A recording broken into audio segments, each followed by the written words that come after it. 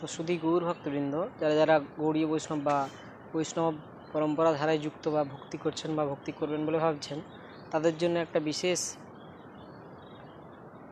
একটা খবর যে যারা যারা চাতুর্মাস্য ব্রত পালন করছেন শ্রাবণ, ভাদ্র, আশ্বিন, কার্তিক, তো এই চাতুর্মাস্য ব্রতের 3 নম্বর বা তৃতীয় মাসের যে বর্জিত জিনিস, অর্থাৎ শ্রাবণের শাক, ভাদ্র মাসে দই, আশ্বিন মাসে কিন্তু দুধ, তো সেই জন্য এই আশ্বিন মাসের জন্য এই তৃতীয় মাসের পর্বটি 7ই সেপ্টেম্বর থেকে 6ই অক্টোবর পর্যন্ত চলবে। অর্থাৎ এই সময়ের মধ্যে আপনাদেরকে দুধ বর্জন করতে হবে, সরাসরি দুধ পান করা চলবে না।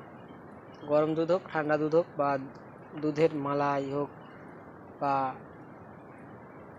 দুধ দিয়ে ব্যবহৃত যে কোনো জিনিস, আইসক্রিম, যে কোনো জিনিস দুধের দ্বারা ব্যবহৃত বা ব্যবহার করা হয় জাতি জাতি দুধ, সেগুলো কিন্তু একেবারেই, যেমন পায়েস ইত্যাদি আপনারা ব্যবহার করতে পারবেন না বা গ্রহণ করতে পারবেন না। কোল্ড শেক, মিল্ক শেক ইত্যাদি, কোল্ড শেক যেগুলো ব্যবহার করা হয় সেগুলো একদম ব্যবহার করা যাবে না। তবে আপনারা যেগুলো করতে পারেন, দুধকে ফাটিয়ে অর্থাৎ ছানা ইত্যাদি আপনারা খেতে পারবেন। ছানা, পনির, চিজ এগুলো খেতে পারবেন, ঘি খেতে পারবেন এবং আপনার দই খেতে পারবেন। এগুলি খাওয়া যাবে।